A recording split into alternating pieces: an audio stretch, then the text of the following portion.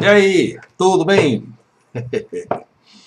Então, hoje vamos falar mais um capítulozinho aí da economia.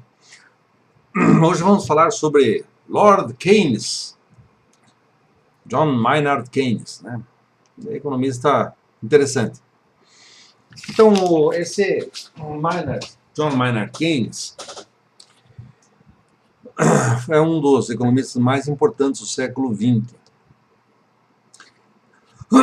Ele participa ativamente dos movimentos anteriores aí à guerra, né, Segunda Guerra Mundial, e ele tinha estudado com Alfred Marshall, o tataravô aí da economia. E Keynes, o oponente teórico de Keynes, é Marshall. Porque Marshall tinha estruturado a economia, né, escreveu 2 grandes volumes sobre economia política, tinha tomado o fio da meada básica aí pela interpretação da economia conforme a interpretação que fez Mill, né, John Stuart Mill, do Ricardo. E o Marshall toma isso aí. Pois bem, o Keynes, né?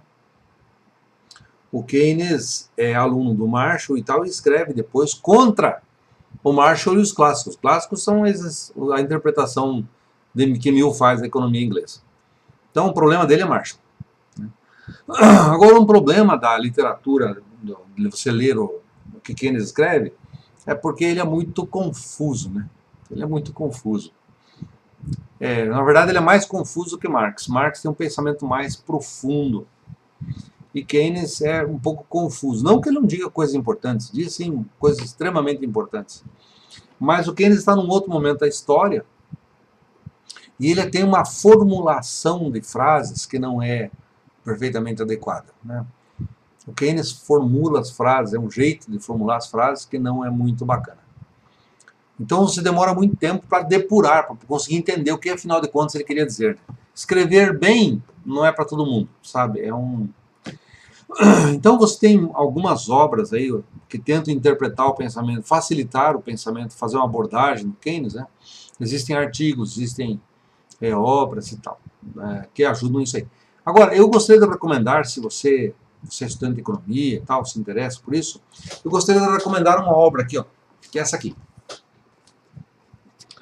Fundamentos de la Teoría General, las consecuencias teóricas de Lord Keynes.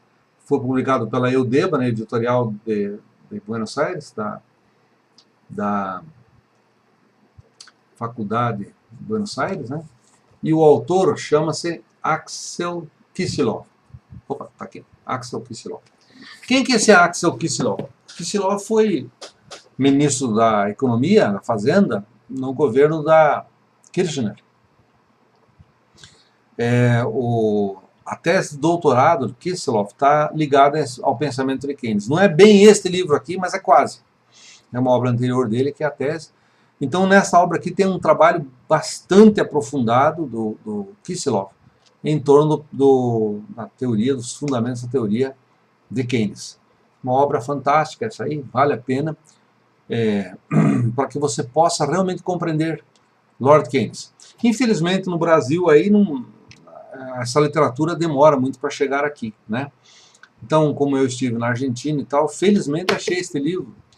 E tem um outro dele também, ali, 5 lições da história da economia, mas esse aqui é fantástico para quem quer conhecer Lord Keynes, né? Então, Lord Keynes está preocupado com uma série de questões, né, da economia, e principalmente em demonstrar certos equívocos fundamentais da economia construída aí pelo seu Marshall, né, pela economia convencional na Inglaterra. Então veja, basicamente o que a gente pode dizer aqui é o seguinte, que toda aquela linha entre a ideia de que o preço das coisas derivava da quantidade ofertada, né, para Keynes não funciona assim. Para Keynes ele começa a perceber que essa ideia de que a oferta das coisas geraria o próprio consumo, não é assim. E veja, você tem uma oferta de produtos no mercado, X, né? Como é que você sabe que essa oferta vai ser consumida? O que o Keynes começa a perceber é que existem gaps, existem diferenças entre aquilo que é produzido e aquilo que é consumido. Então, essas defasagens temporais entre a produção e o consumo podem obscurecer a situação de que a produção que é carregada por excesso, ou então o consumo é subconsumo, né? Então existe um problema que depois os Marx, principalmente os marxistas, Rosa Luxemburgo entre elas, vai detectar esses problemas. Quer dizer, a economia capitalista vai produzir, ela vai entrar em crise em certo momento, que não consegue consumir aquilo que foi produzido. Não importa a que preço seja dado. Pois bem, o Keynes está em volta com o problema de 1929, né? 29, qual que era o problema? Já havia produção, só que não tinha renda, as pessoas não tinham renda, não tinham emprego, e as pessoas sem renda não consumiam. Não consumindo, as coisas ficavam estocadas e o desemprego tendia a crescer. Lord Keynes, então, aí, depois se tornou Lord, né? Sir Keynes. Ele propôs aí o seguinte, que esse consumo, né, oferta, criasse o seu próprio consumo. Então, por exemplo, a básica do pensamento de Keynes serve para o New Deal do presidente Roosevelt, né? Você gera trabalho, você gera produto para que você possa movimentar a economia. Então aí existe uma ideia de que o governo, o Estado, é geratriz do movimento capitalista. É uma ideia que faz muito sentido, porque se você tem desemprego, você não tem consumo, você faz girar a economia a partir da demanda do Estado. E veja, em que pese hoje falar, porque o Lord Keynes abriu os porteiros aí, as comportas para a gastança governamental, não é assim. Isso faz parte de uma lógica ideológica de se ver o governo e as despesas, os gastos que o governo faz. Porque veja, o governo arrecada uma mão os impostos e na outra mão ele tem despesas de Estado. Quanto papel o Estado não consome? Quanta, sei lá, caneta, Bic, quantas o governo não compra, né? Quanto pneu o governo não compra para o exército, por exemplo, né? Uniformes, etc. Começa a pensar, você vai ver que um dos maiores demandadores da economia é o Estado. O Estado compra material de todos os lados para construção e tal. Então, é o Estado que faz parte do motor da economia. E o problema daí também é que tem muitas parcelas da economia que não vão se mover, elas não se movem. É o exemplo que aconteceu na crise de 1929. Com a falta de consumo, quem detinha capital não sabia no que investir, não sabia se compensava investir. Então, os investimentos cessaram. Daí vem essa ideia do keynesianismo cultural, que seria isso, que basta aí, para que a economia entre nos eixos, que os empresários acreditem que as coisas vão melhorar. Então, nas eleições brasileiras aí, a gente percebe-se claramente que o que está em voga é esse keynesianismo cultural, que basta acreditar que as coisas vão melhorar, que o empresário acreditou que a coisa vai melhorar, que ele vai gastar, ele vai investir. Não é bem assim, né? Não é bem assim, porque o represamento da demanda evita com que o empresário invista, porque ele não tem segurança de que o dinheiro investido vai retornar. Bom, Keynes, é lógico que não dá para falar aqui em 13 minutos sobre Keynes, né? Então eu quero falar aqui coisas que são interessantes, que você não vai aprender ali na aula de economia e também não vai aprender no livro do Keynes.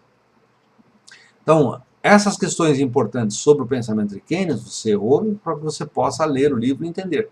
Sugiro esse livro Axel Kicillof, né? O que mais é importante dizer a respeito de Keynes, né? O Keynes faz a proposição dele, mas ele não faz uma analítica do problema social. Então, na verdade, o grande problema de Keynes é essa falta de análise crítica. Ele tem um posicionamento crítico em relação à economia dita clássica, né? Aquela que vem para ele, que acha que as coisas vão todas se arrumar automaticamente. Então, o Keynes já não entende isso. Ele entende que é preciso que o Estado faça a roda mover. Sem esse empurrão do Estado, a coisa não mexe. Mas o problema é que ele não percebe, o Keynes não está preocupado em saber exatamente por que a roda não mexe, né? Marx vai se preocupar por isso. A roda não mexe porque existe um problema estrutural no capital. Estrutural afeta as relações de propriedade e de mão de obra, né? De trabalho. Então, entre Marx e Keynes abre-se um fosso muito grande. Hoje os chamados neo-keynesianos e os chamados neo-marxistas intentam um diálogo, né? Intentam um diálogo para ver que maneira que é possível encontrar formas próprias de que haja desenvolvimento e crescimento econômico. Você veja, se você pescou até aqui agora a coisa, veja bem, a questão é como é que a economia cresce. Nós estamos voltando aqui ao Smith, né, o problema. Como que a economia cresce? E para Keynes ela vai crescer na medida do investimento.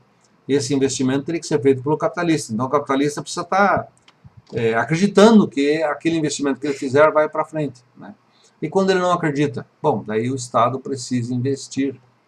Nós estamos vivendo uma fase complexa do capitalismo em que não basta só a fé do capitalista, porque ele não sabe mais onde investir e o retorno do capital investido é hoje uma fonte de muitas indagações e interrogações, né? Lord Keynes, uma questão também importante para lembrar, antes de Keynes existia um alemão que tinha formulado essas ideias de investimento do Estado na economia, né? Esse alemão, eu também vou fazer um vídeo sobre ele também, vê que é interessante. Esse alemão ele foi presidente do Banco Central alemão, né? Banco do Deutschland Bank, e lá ele formatou algumas coisas a respeito do consumo. Pegou 5 grandes empresas na Alemanha e tal, e estimulou o consumo, e estimulou o trabalho de grandes obras. Hitler, quando viu o trabalho dele, né, convidou para assumir o Ministério da Fazenda do Terceiro Reich. E esse cara foi muito bem e tal, até que ele começa a desentender com os cupinchas do Hitler ali, né? Mas a conformação dele para o crescimento da Alemanha se aproxima bastante depois do que o Keynes vai dizer, né? Então, Keynes não é o primeiro, mas Keynes é o que se tornou mais conhecido nesse tipo de formatação aí do envolvimento do Estado no desenvolvimento do capitalismo, né? Bueno, perguntas e dúvidas, você escreve ali, então manda ali tal, para que eu possa comentar aí nos vídeos, tá bom? Abraço.